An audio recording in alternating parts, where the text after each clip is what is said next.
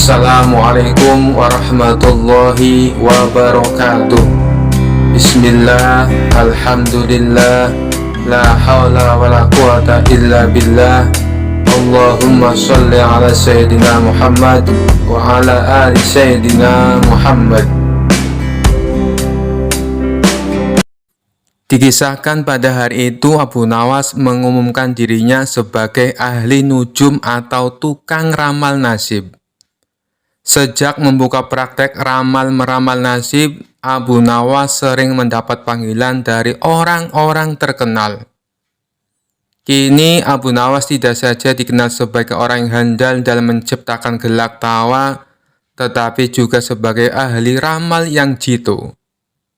Mendengar Abu Nawas mendadak menjadi ahli ramal, maka Baginda Raja Harun al-Rasyid merasa khawatir. Baginda curiga jangan-jangan Abu Nawas bisa membahayakan kerajaan. Maka tanpa pikir panjang, Abu Nawas pun ditangkap. Abu Nawas sejak semula yakin Baginda Raja kali ini berniat akan menghabisi riwayatnya. Tetapi Abu Nawas tidak begitu merasa gentar. Mungkin Abu Nawas sudah mempersiapkan dengan tameng. Setelah beberapa hari meringkuk di dalam penjara, Abu Nawas digiring menuju tempat kematian. Tukang penggal kepala sudah menunggu dengan pedang yang baru diasah. Abu Nawas menghampiri tempat penjagalan dengan amat tenang. Baginda merasa kagum terhadap ketegaran Abu Nawas. Tetapi Baginda juga bertanya-tanya dalam hati, mengapa Abu Nawas begitu tabah menghadapi detik-detik terakhir hidupnya.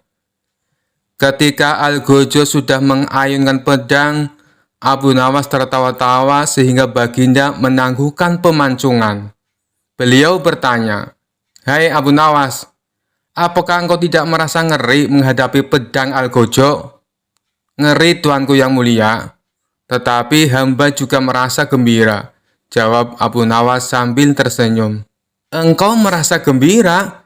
tanya Baginda Raja kaget. "Betul Baginda yang mulia, karena tepat 3 hari setelah kematian hamba, maka Baginda pun akan mangkat menyusul hamba ke liang lahat, karena hamba tidak bersalah sedikit pun," kata Abu Nawas dengan tenang. Baginda gemetar mendengar ucapan Abu Nawas, dan tentu saja hukuman pancung dibatalkan. Abu Nawas digiring kembali ke penjara. Baginda memerintahkan agar Abu Nawas diperlakukan dengan istimewa. Malah Baginda Raja memerintahkan supaya Abu Nawas disuguhi hidangan yang enak-enak. Tetapi Abu Nawas tetap tidak kerasa tinggal di penjara. Abu Nawas berpesan dan setengah mengancam kepada penjaga penjara bahwa bila ia terus-menerus mendekam dalam penjara, ia bisa jatuh sakit atau meninggal dunia. Akhirnya Baginda Raja pun terpaksa membebaskan Abu Nawas setelah mendengar penuturan dari penjaga penjara. Dikisahkan di sebuah desa, hiduplah seorang janda cantik bernama Zainab. Zainab terkenal dengan kecantikannya dan bentuk tubuhnya yang menawan. Banyak pria di desa yang tergoda oleh kecantikan Zainab, tetapi dia belum menemukan seseorang yang menarik perhatiannya. Suatu hari Zainab mendengar tentang kecerdikan dan kebijaksanaan Abu Nawas. Tertarik dengan cerita-cerita tentang Abu Nawas, Zainab memutuskan untuk menguji kecerdikannya dengan cara yang unik. Zainab mengundang Abu Nawas ke rumahnya dengan alasan ingin meminta nasihat. Abu Nawas yang selalu siap membantu siapapun, menerima undangan tersebut dan datang ke rumah Zainab. "Selamat datang Abu Nawas, terima kasih sudah mau datang. Aku butuh nasihatmu tentang beberapa hal," kata Zainab dengan senyuman manis. "Tentu Zainab, apa yang bisa kubantu?" tanya Abu Nawas dengan ramah. Zainab mulai berbicara tentang berbagai hal. Tetapi kemudian dia mulai menggoda Abu Nawas dengan kata-kata dan gerakan tubuhnya yang menggoda. Abu Nawas segera menyadari niat Zainab dan memutuskan untuk menghadapinya dengan kecerdikan. "Zainab, Sebelum kita melanjutkan percakapan ini, aku ingin menunjukkan sesuatu yang sangat menarik, kata Abu Nawas. Zainab yang penasaran bertanya, "Apa itu Abu Nawas?" Abu Nawas mengeluarkan sebuah kantong kecil dari sakunya. Di dalam kantong ini ada sesuatu yang sangat istimewa. Tetapi untuk melihatnya, kau harus menutup matamu dan membayangkan sesuatu yang sangat indah. Zainab yang penasaran mengikuti perintah Abu Nawas dan menutup matanya. "Aku sudah menutup mata, Abu Nawas. Apa yang harus kulakukan sekarang?" Abu Nawas tersenyum dan berkata, "Bayangkan dirimu berada di tempat yang sangat indah, di mana ada bunga-bunga yang harum dan anginnya sejuk. Sekarang, buka matamu perlahan-lahan." Zainab membuka matanya dengan perlahan, tetapi yang dia lihat adalah Abu Nawas yang sudah berdiri di pintu, siap untuk pergi. "Abu Nawas, kau mau kemana?" tanya Zainab dengan bingung. Abu Nawas tersenyum dan berkata, "Zainab, aku baru saja menunjukkan kepadamu bahwa kecantikan dan godaan itu hanya sementara dan bisa membuat kita kehilangan fokus pada hal yang lebih penting. Aku harus pergi sekarang. Ada banyak hal yang harus kulakukan." Zainab yang merasa bingung sekaligus kagum hanya bisa tersenyum dan mengangguk. "Abu Nawas, kau memang luar biasa. Terima kasih atas pelajaran berharganya." Abu Nawas pun pergi dengan senyum di wajahnya, meninggalkan Zainab yang masih merenungkan apa yang baru saja terjadi.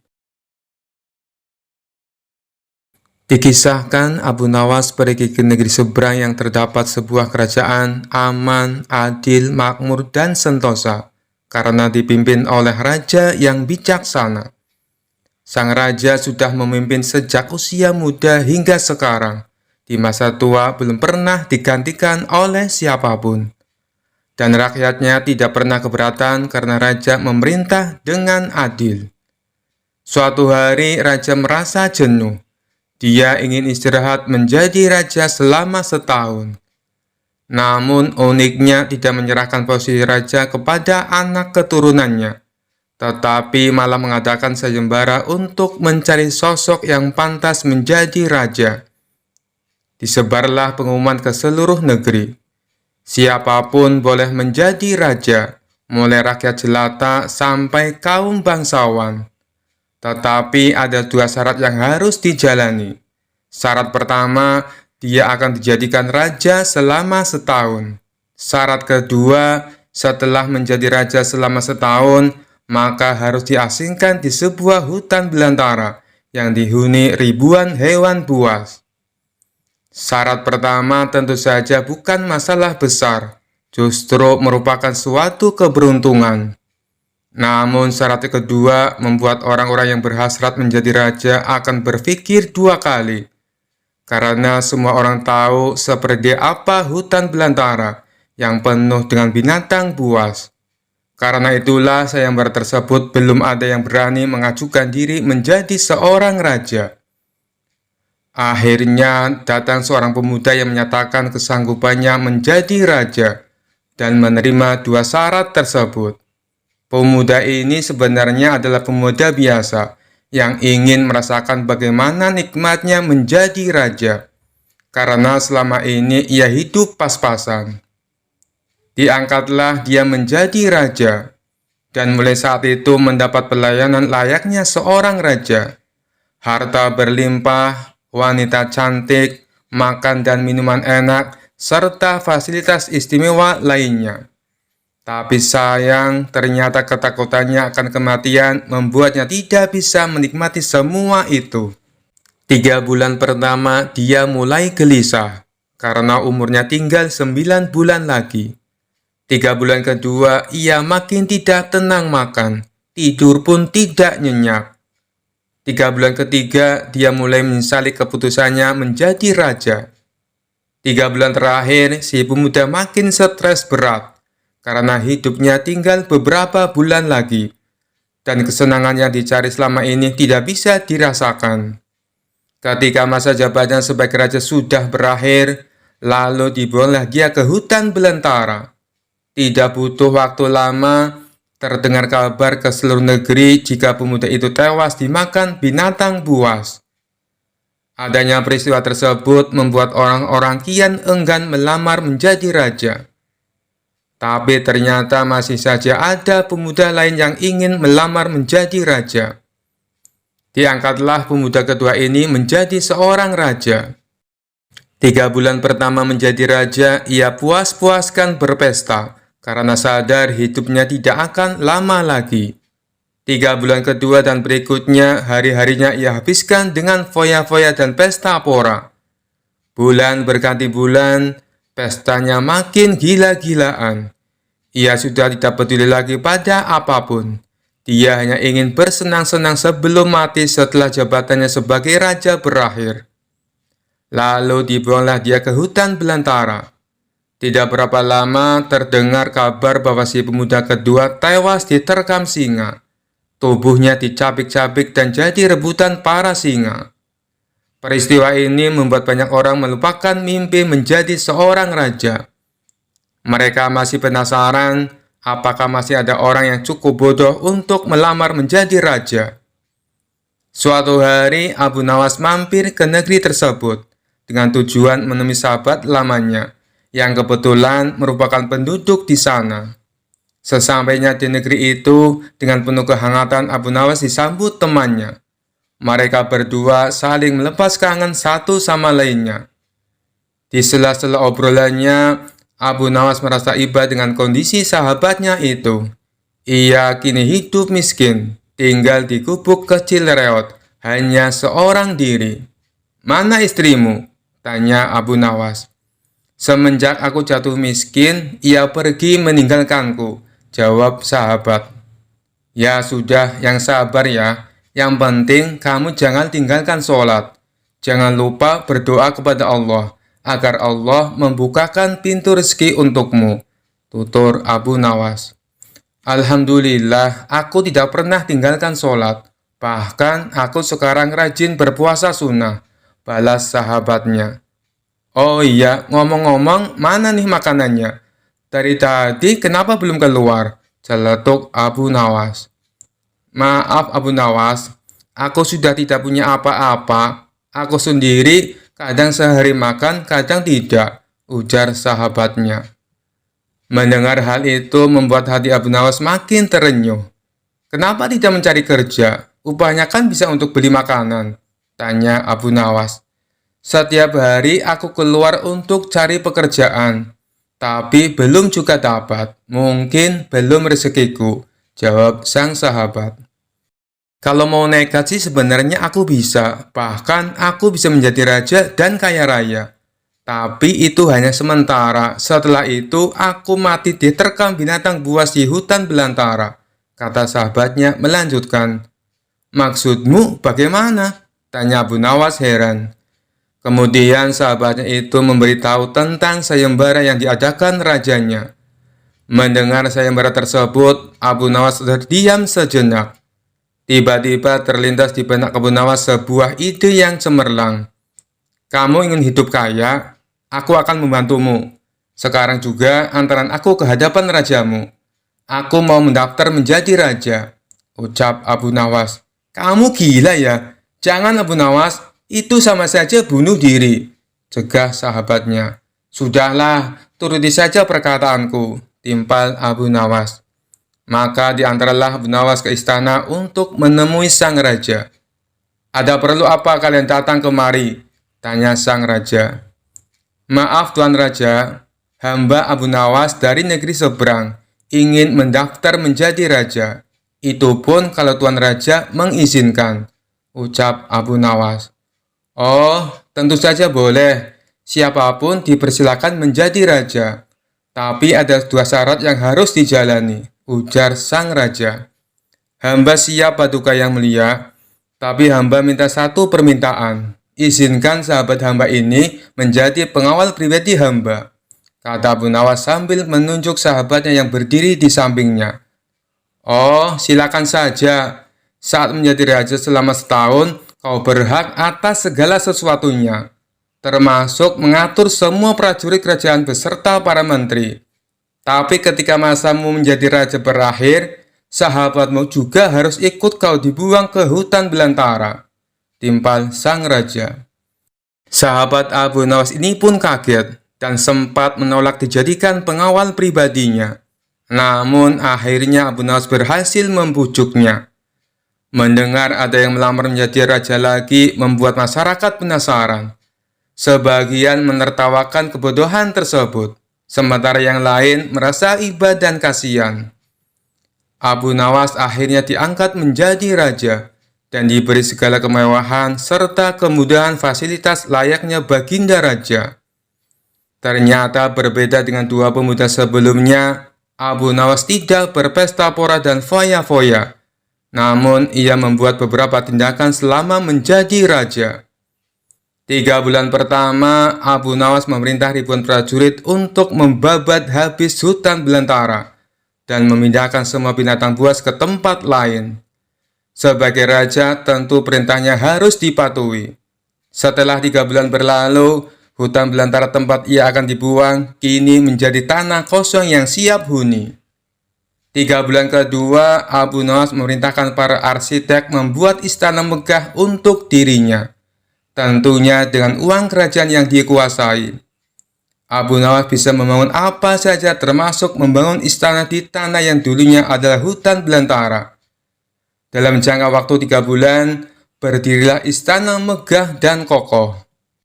3 bulan ketiga, Abu Nawas memerintahkan para prajurit membawakan harta dan perabotan dikirim ke istana yang baru saja dibangunnya. 3 bulan terakhir, Abu Nawas menawarkan kepada masyarakat, siapa saja yang mau pindah di wilayah istananya akan dibuatkan rumah dan diberi modal uang untuk berdagang. Kesempatan tersebut tidak disia-siakan warga. Ratusan orang mendaftarkan diri untuk pindah ke sekitaran istana Abu Nawas. Selama 3 bulan terakhir, tempat yang tadinya hutan belantara kini berubah menjadi pemukiman penduduk. Bahkan di sana Abu Nawas mempunyai istana dengan dipenuhi harta kekayaan. Akhirnya habislah masa jabatan Abu Nawas sebagai raja. Sesuai perjanjian, Abu Nawas dan sahabatnya dibuang ke hutan belantara yang kini sudah menjadi pemukiman penduduk. Sesampainya di sana, Abu Nawas dan sahabatnya memasuki istana barunya. Ini semua untukmu. Kau sekarang sudah menjadi orang kaya raya. Tapi jangan lupa bersedekah, utur Abu Nawas. Sahabatnya itu terkejut bukan main. Ia langsung merangkul Abu Nawas dan mengucapkan terima kasih. Akhirnya Abu Nawas pun pamit pulang kembali ke negerinya. Suatu hari Abu Nawas terlihat jalan sendirian menuju masjid untuk menunaikan sholat subuh. Setibanya di masjid, ia melihat para jamaah sudah pada berkumpul. Meskipun saat itu azan subuh belum berkumandang. Masing-masing dari mereka sibuk dengan ibadahnya. Ada yang berzikir, ada yang sholat sunnah, ada juga yang membaca Al-Quran, sembari menunggu datangnya waktu subuh. Setelah selesai menunaikan sholat subuh dan zikir, orang-orang pun mulai beranjak meninggalkan masjid. Ketika sampai di halaman masjid, Abu Nawas terlihat senyum-senyum sendiri sambil memandangi topinya. Tentu saja tingkah ini membuat para jamaah penasaran. "Hei Abu Nawas, memangnya apa yang kamu lihat di dalam topimu? Sampai-sampai terlihat sangat bahagia," tanya salah satu jamaah. "Aku melihat surga dan bidadari di dalam topiku," jawab Abu Nawas dengan ekspresi meyakinkan. Mendengar jawaban itu, para jamaah berbondong-bondong menghampiri Abu Nawas. Dikarenakan sangat penasaran, salah satu mereka pun berkata, "Sini, coba aku lihat. Tapi aku tidak yakin kau bisa melihat seperti apa yang aku lihat," ujar Abu Nawas sambil mencegahnya. "Memangnya kenapa Abu Nawas?" jawab jamaah dengan serempak. Dikarenakan mereka sama-sama makin penasaran, Abu Nawas dengan mimik wajah serius menjelaskannya. Sebab hanya orang-orang beriman dan soleh saja yang bisa melihat surga dan bidadari di dalam topiku ini, ujarnya. Sini coba aku lihat, ucap salah satu jamaah. Abu Nawas pun mempersilahkan dengan memberikan topinya. Orang tersebut segera melihat ke dalam topi, lalu sejenak menatap ke arah Abu Nawas. Ia kemudian menengok ke orang-orang sekelilingnya. Benar, aku melihat surga dan bidadari, luar biasa sekali, ucap orang itu berbohong. Dikarenakan takut dikatakan orang tidak soleh dan kurang beriman, jamaah lainnya pun ikut penasaran juga. Benarkah? Coba aku ingin melihatnya, ucap jamaah lainnya. Setelah melihat ke dalam topi Abu Nawas, ia pun terbelalak lantaran tidak melihat apa-apa. Namun lagi-lagi karena gengsi takut dikatakan orang tidak soleh dan tidak beriman, dia pun terpaksa berbohong. Iya benar, aku melihat bidadari yang cantik jelita satu persatu, ujar jamaah lainnya. Akhirnya semua jamaah mencobanya, dan jawabannya pun sama, karena gengsi takut dibilang bukan orang soleh dan kurang beriman. Sampai tibalah giliran terakhir seorang jamaah yang dikenal pendiam. Ia pun mengambil topi Abu Nawas dan melihat ke dalamnya. Dia tidak melihat apa-apa, justru mencium bau apek dari topi Abu Nawas. Orang itu langsung melempar topi ke tanah dan berkata dengan sedikit nada jengkel, "Aku tidak melihat apa-apa, yang ada bau apek. Lalu kau akan menuduhku orang tidak beriman?" Tutur orang itu kepada Abu Nawas. Melihat hal itu, Abu Nawas malah tertawa terpingkal-pingkal. Kemudian Abu Nawas berkata, "Aku juga sama seperti engkau. Aku tidak melihat apa-apa," tegas Abu Nawas sambil menahan tawa. "Hei kalian semua, jangan hanya karena takut dibilang orang tidak beriman, lalu membohongi diri sendiri dan orang lain. Selama taat beribadah dan menjauhi larangan Allah, kalian tidak perlu takut dan tak perlu malu kepada orang lain disebut sebagai orang yang tidak beriman. Cukup hanya kalian dan Allah yang tahu. Dan lagian mana mungkin surga bisa terlihat, sementara kalian belum mati," tambah Abu Nawas. Seketika mereka yang tadinya mengerumuni Abu Nawas langsung membubarkan diri sambil menahan rasa malu. Sekian dulu perjumpaan kita kali ini. Sampai bertemu lagi di kisah-kisah selanjutnya. Terima kasih yang sudah subscribe dan setia menonton channel ini. Wassalamualaikum warahmatullahi wabarakatuh.